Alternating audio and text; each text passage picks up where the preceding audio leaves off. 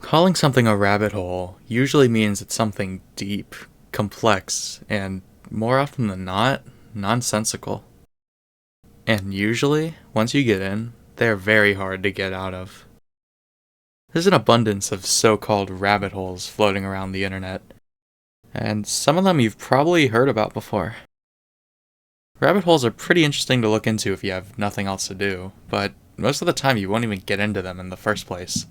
Unless they capture your attention quickly, like how the most well-known ones do. But how exactly do you find an interesting rabbit hole to look into? Well, your best bet will either be through word of mouth on message boards or social media, or just diving into the depths of Google.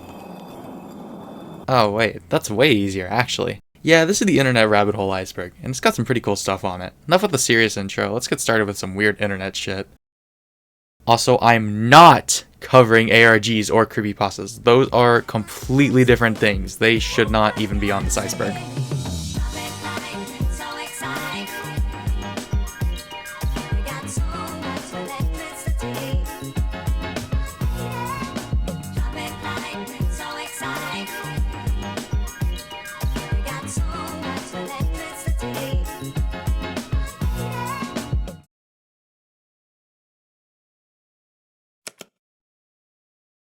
Cicada 3301 is the name given to a group of people who posted puzzles online in the early to mid 2010s.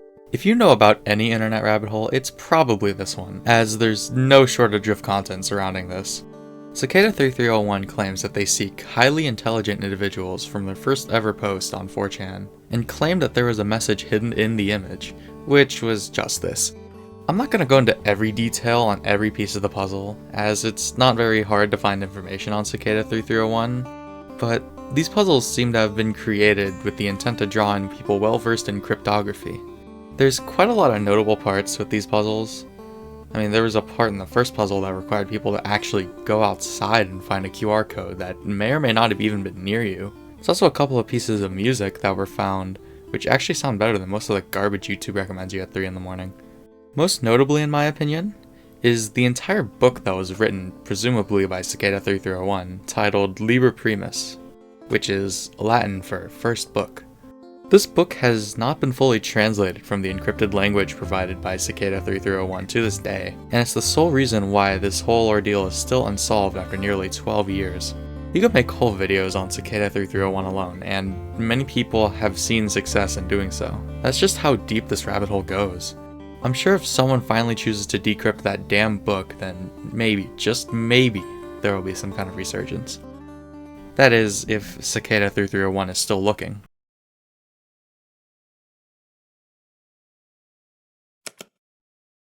Captain Kutchie is a weird name, honestly. Why not just call yourself Captain K? That sounds way cooler. Captain Kutchie's Key Lime Pie refers to a bunch of posts all mentioning how this restaurant, Kutchie's Key West Cafe, had the best burgers and key lime pies they've ever tasted. That in and of itself doesn't sound too weird, but just like a rabbit hole, the longer you research, the more weird it gets, so just give me a minute here. Some of the posts covered really weird topics like sex and politics, even though there's supposed to be reviews about a place and how good their food is. But then you take a step back, and you realize that the page it's posted on isn't even talking about Kutchie's Key West Cafe. And you think, huh, that's weird. Then you see the name and recognize that's a celebrity you recognize and think, huh, that's weird.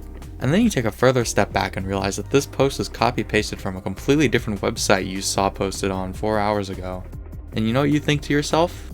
Huh, that's weird. Now, you would be right in thinking that. It is weird.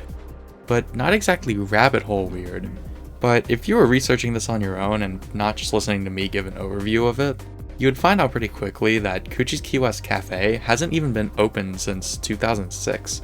Meanwhile, every single post that you've seen was posted after 2009. 3 whole years after the place shut down. Now that the facade of these being just really weird food reviews is deconstructed, this leaves us with a few questions. Who is making these posts, and why is making these posts? Well, the most popular theory is that it's just the owner of the restaurant who has some sort of disorder, which, yeah, it probably is just that, but at least entertain the other possibilities first. Well, could it just be some sort of bot making these posts? I mean, probably not, because unless this is how they were testing AI chatbots back in 2009, I doubt the technology was good enough to create different styles for each account. Up until 2013-ish at least, where they started getting more similar. Then, what if the owner got into some crazy scandal, and this was his attempt to cover it up? Well, if that's the case, then hell, it worked. Because the only thing negative that came up when I searched the owner's name was crazy posts, the post calling him crazy, and a small dispute over land from the 70s, so no real relevance there. And, oh, Captain Kutchie died in 2002, which is very tragic. I think that's enough digging on this man. Enough of his internet activities documented anyways. Knowing that he passed away recently though does give more plausibility to the theory of him having some sort of mental disorder, as sometimes when someone nears their end, their mind does do some odd stuff. I'm not saying he's crazy or anything, it's just a possibility. Rest in peace Oswald Pelaez Jr.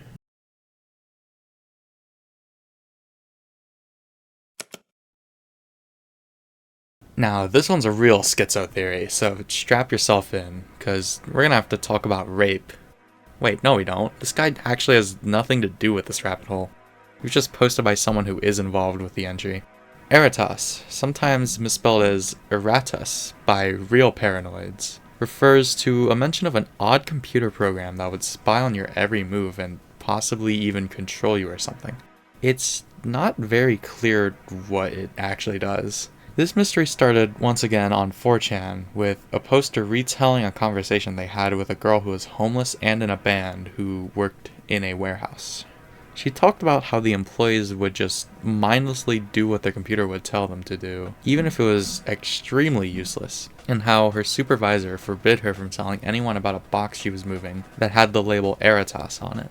The company she worked for would fire people left and right, supposedly firing people who were quote-unquote flagged for trying to find more about this program.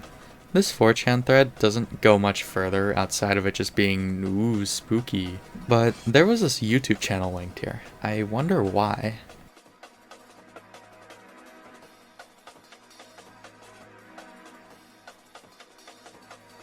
Oh wow, now we're getting somewhere. If you go to this video today, it's actually not the same as it was before, and it kind of breaks the whole mystery if you were trying to figure it out by yourself. The auto-generated captions for this video were actually changed long after this video was uploaded. The captions used to say odd stuff like, "Are far from over 200 Corbin, Kentucky 40219," and "overthrow the government," which, hey, that second one's actually pretty relevant. But we could go somewhere with that first message though. Let's see. Is 200 Corbin, Kentucky 40219 a real address? No. Okay, we're out of options. This rabbit hole sucks. It's just a dead end. Unfortunately, this rabbit hole is kind of broken into bits and pieces that don't have any connection anymore, either by accident with the captions in that one video being changed, or intentionally for one reason or another. 200 Corbin, Kentucky 40219 isn't a real address, but the Bandcamp page for this band, KFC Murder Chicks, used to have it listed on their page. But they don't anymore, so it's impossible to make this connection without anyone just telling you. But the KFC Murder Chicks do still have a connection to this case, so let's just jump back into it. While they aren't exactly my style of music, honestly, I'm sure someone would enjoy the music. After doing some digging on the members of this band, it was found that the members of this band were homeless. Wow, isn't that a coincidence? One of the members also reportedly worked in a warehouse. Wow, isn't that a coincidence? So there's a chance that the girl mentioned in the original 4chan post is a part of the KFC Murder Chicks, but that doesn't really get us anywhere.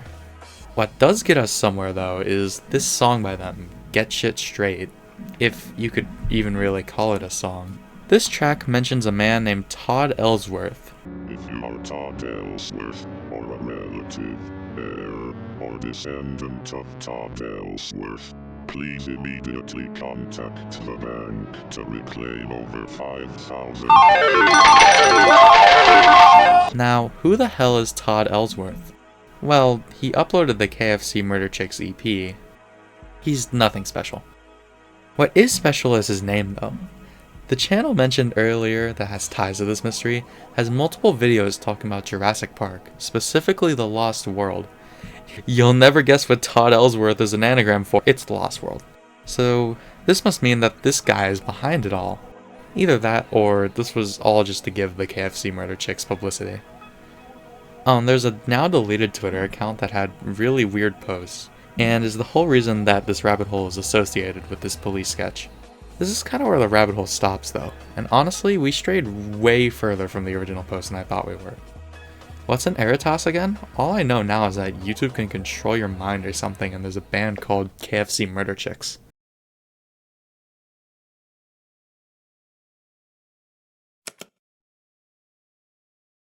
If you were on YouTube during the 2010s, you definitely saw this video pop up at least once. I Feel Fantastic is a viral video uploaded in 2009 of an unnerving and even creepy robot singing a song. I remember seeing this video all the time when I was a little stupid child, and I thought it was the scariest thing of all time. Okay, second scariest thing of all time. I also remember everyone saying really dumb shit trying to explain what this video was. I remember people saying that the person who recorded this was a sick and twisted murderer who designed the robot to look like one of their victims, and the random shots of grasses where they buried the bodies. None of that is true. At least, I hope it isn't, because that would be pretty fucked up. The robot in the video is Tara the Singing Android. She was created by John Bergeron way before the I Feel Fantastic video went viral, back in like 2004, which means she's younger than Pokemon Ruby and Sapphire. I mean, at least she's old enough to drink in the US, so she could drown out her sorrows at the bar. But the viral video is actually only a segment of a longer DVD that was made with Tara. It's pretty easy to find on YouTube, and it's pretty much just Tara singing different songs, maybe in the other of her two outfits. All of the videos are just of her singing, except for one. There's a video called Piercing the Android, which is pretty self-explanatory. This one I'm not sure if it's actually from the creator, as there has been someone who's faked having videos of Tara in the past, but it's still very odd to say the least. Oh yeah, did I mention that Tara was made with like only a couple $1,000s?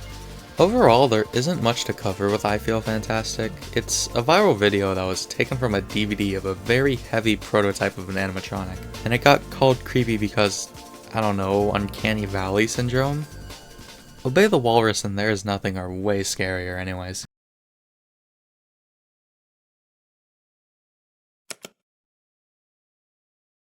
U/YAYVIDEOGAMES was a Reddit user who is known for pretty much one thing. They left a lot of replies on this one Reddit post. Basically, someone was asking something about a Ubisoft game, and this guy responds telling them to uninstall the game because Ubisoft goes Steamworks bye-bye, always on DRM. He said this about 4,000 times. Obviously, this can't just be someone trolling. This is like clearly mental illness.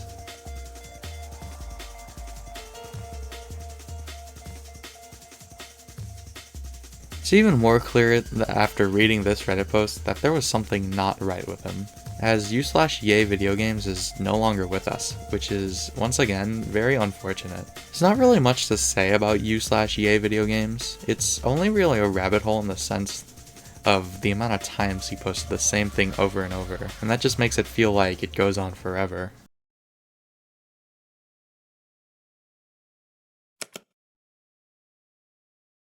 Timecube was a website that was up from 1997 to 2015 that had some interesting writings, to say the least. This website is mostly just completely nonsensical ramblings, but I'll try my best to make sense of what I can. This Timecube Theory suggests that time as we know it is completely false, and that the only reason people believe that 24 hours is a single day is because of the Holy Bible. Otis Eugene Ray, the owner of the website and the founder of this theory, claims that the 24 hours it takes for Earth to make one full rotation is made up of 4 separate days. He classifies them as sunup, midday, sundown, and midnight. Which, I mean, technically it's not entirely wrong. If everyone went to bed and woke up at the exact same time, then maybe he would be kind of right. But at that point, it's really just time zones with gibberish cluttering up his entire page. Speaking of clutter, the website, which is only accessible through the Wayback Machine, is just a really long list with some occasional pictures thrown in. And by long, I mean long.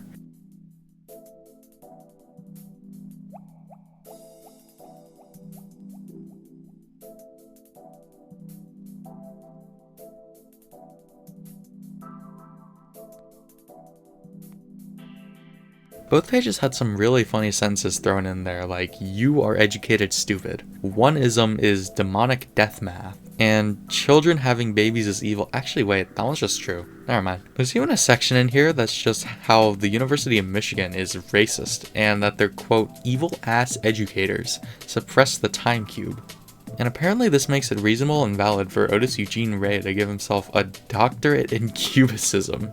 These pages were such a long read, and it really feels like I gained absolutely nothing reading. Oh my god. These extra links are just for the creator's other websites, which all pretty much just link to the Timecube website, except for the ones that don't work. Moving away from the website, however, Otis has actually put up money challenging people to prove his views wrong. No one has been able to prove him wrong because he's just completely right and there's absolutely zero flaw in his theory. But yeah, this is mostly just a crackpot theory made by some crazy guy with access to the internet.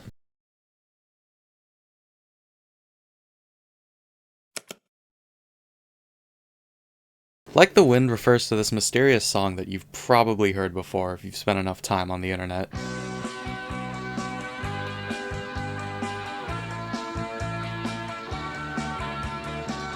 This song, also known as the most mysterious song on the internet, was a lost song for, let's see here, about 40-something years? Although the amount of time internet users cared to search for it is closer to 15-ish years. It really lives up to its name as the most mysterious song on the internet though, as for most of the length of the search for this song, we really knew nothing about it, outside of what synthesizer it could have used, that being a Yamaha DX7, and that the singer might have had a European accent. The story starts with a man named Darius and his sister, and they needed help identifying an obscure song, as googling the lyrics yielded no results. A snippet of the song would be uploaded to the website Spirit of Radio, which you could think of as the Canadian version of What's That Song, which is a website dedicated to helping people identify unknown songs. Like the Wind managed to escape identification for quite a while, with whole subreddits being made to band people together to try and find the song. But if you're into Lost Wave and lost media like that, this shouldn't be too surprising. After a long and arduous search, which I don't have all the details of, the song was eventually found. Like the Wind isn't actually the name of the song. Its real name is Subways of Your Mind by Fex. The search for Subways of Your Mind was quite a rabbit hole to get into, but I think that this may be on here more as like a gateway to other lost songs. While yes, Subways of Your Mind was without a doubt the most mysterious song on the internet, there's still plenty of songs out there that are or were lost just like it, each with their own story that you could think of as their own sort of mini rabbit hole. While this song in particular didn't get me into Lost Wave, that goes to just a game and ulterior motives. And now I know it's just a game. I don't need the rules to play. Maybe it's happy, maybe it's sad, but you can't choose the way to play. You're counting on the shit in the sky, caught in the world of lies. Everyone knows that you're got a theory of motive. Tell me the truth. It probably is the most popular Lost Wave song of all time, but that shouldn't discourage you from looking into other Lost songs as well. You know what should discourage you from getting into Lost Wave though? The fact that Digital Girl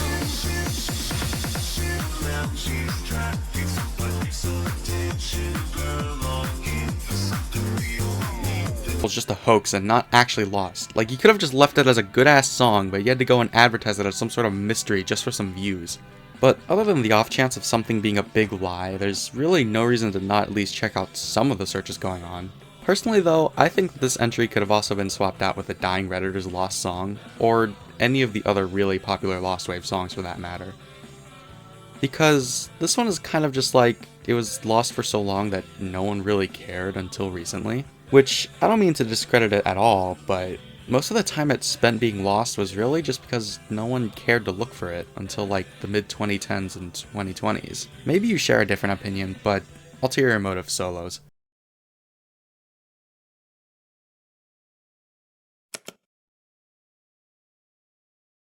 I know I said no creepypastas, but I'll let this one slide just this once. So this scary guy. He's been around the internet for quite a while now, and I'm sure that some of you have this image burnt into your retinas at this point. Jeff the Killer is a creepypasta of a guy who goes crazy and bleaches his face and burns off his eyelids or something, and now he kills people in their sleeps. If you somehow didn't already know. You know what else people don't know? Where this image originates from. There's two different versions of this image, but that doesn't really matter too much, as we're just trying to find the original image that was photoshopped into the ones we know today. This search hasn't been going on as long as something like Subways of Your Mind was, but it has more of an incentive to be found than most pieces of lost media, as you could get yourself a nice couple $1,000 or something if you could find it with proof that it's the original. Now, the reason that this can be considered a rabbit hole, I guess, is just because of how many theories there are as to where the image could be. There was one theory that this image originated from someone's sister who had committed suicide after being made fun of on 4chan's B or random board. It claimed that users made fun of her by photoshopping her face until we eventually landed on what we know now, which would be completely fucked up if it were true, but also completely expected of 4chan. This lead is completely debunked, as the image that this lead claimed was the original, while it does kind of resemble it in a way, is not of someone's dead sister, nor is it the original. This image was traced to a MySpace account with the name Katie Robinson, but you could actually trace this image back even further to an even older website called truechristian.com, where we could see that the actual person in this image is not someone named Katie Robinson, but rather someone named Heather White, and definitely not Jeff D. Killer. Another theory is that the original image was taken from a girl's camera on a live streaming website called Stickam.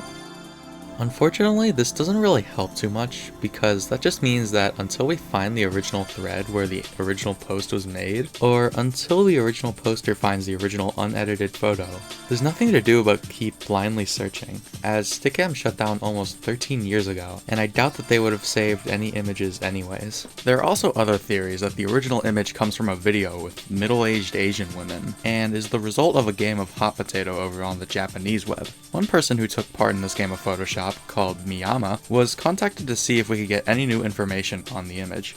Miyama claimed that the image came from a video featuring middle-aged Asian women that he can't find anymore on the internet. He also claims that the image is lost since the website he got it off of is a message board website that deletes threads, which I guess isn't too unreasonable, but that makes this search a hell of a lot harder. There's a bunch of more theories I could go over, but as of now, there's not really any huge leads that everyone is looking into, which means that people will probably just have to keep blindly searching until we stumble across it.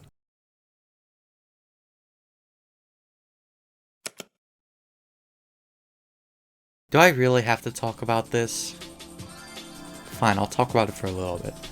Sonichu is this thing, and was created by Chris Chan, or Christine Weston Chandler. The creation itself isn't really the rabbit hole you get sent down, so I don't know why this rabbit hole didn't just list Chris Chan instead. Chris Chan has quite the history to her, with her life being one of the most well-documented lives I've ever seen.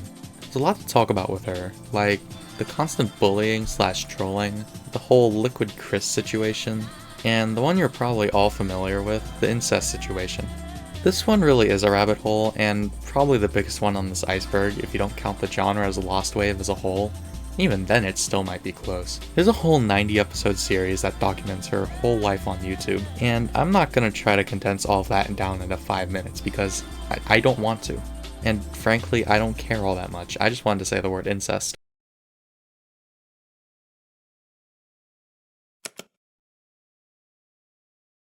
r/a858 is damn it, we're turning to Reddit? Really? This website is a shithole. Fine. r/a858, also known in full as r/a858de45f5 6d9bc9, is a very odd subreddit that only contained posts that were very much like the name, consisting of nothing but random letters and numbers.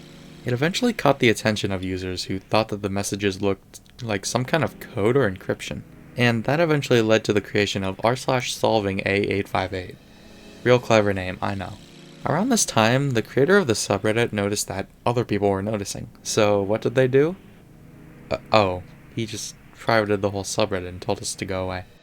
It was pretty hard to get anything meaningful out of what they were translating anyways, but they kept going nonetheless through archive posts.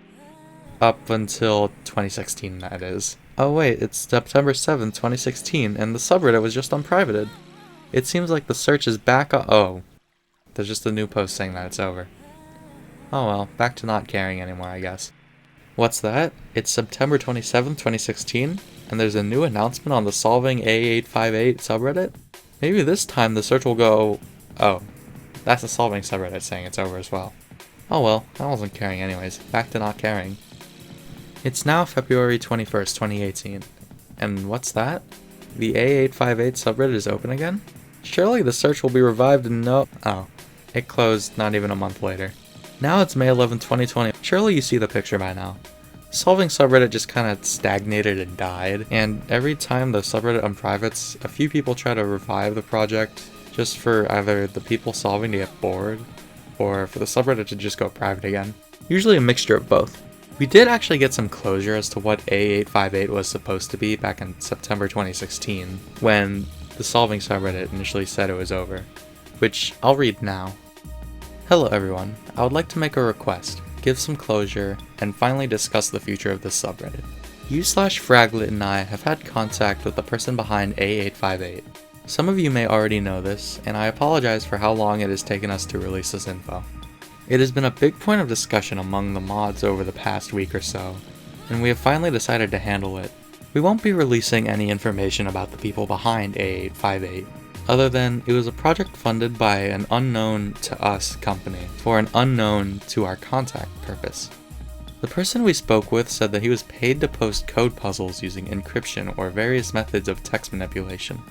He said that creating puzzles is a difficult thing to do because you never really know how hard it is to solve for others until you put it out there. Along with the puzzles, he said the majority of posts contained random data that was encrypted. Even if we used the right key to decrypt them, we wouldn't have noticed. The company would occasionally request posts to be made to draw interest to the project. This would include the Stonehenge, April Fool's post, and various others found on the wiki.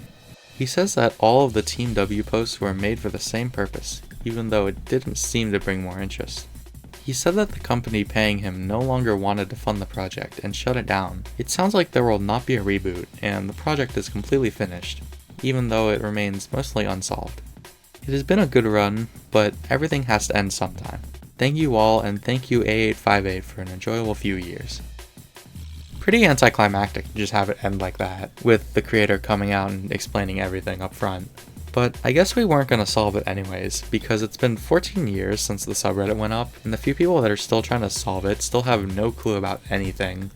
The fact that it was a company paying for this is still really weird to me. This has to be the least effective form of advertising I've ever seen, because I don't think a single person even knows what they were trying to promote, or even who was trying to promote.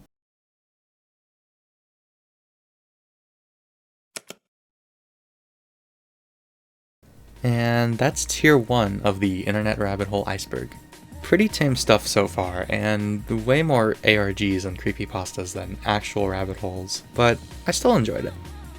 I think this iceberg is kind of funny because I know like nothing at all in the next tier, but I could go down way farther and find things I recognize. But tier 2 is too obscure for me to know anything but like one entry, so that'll be fun for me to research. So yeah, same rules for the rest of the series. No creepypastas or ARGs, and it'll probably take me a while between parts. Either longer or shorter depending on how I feel about entries in that tier. But yeah, if you want to keep up with this series, make sure you subscribe so you get those notifications. And I don't know, maybe check out another video or two. Procedural infinity.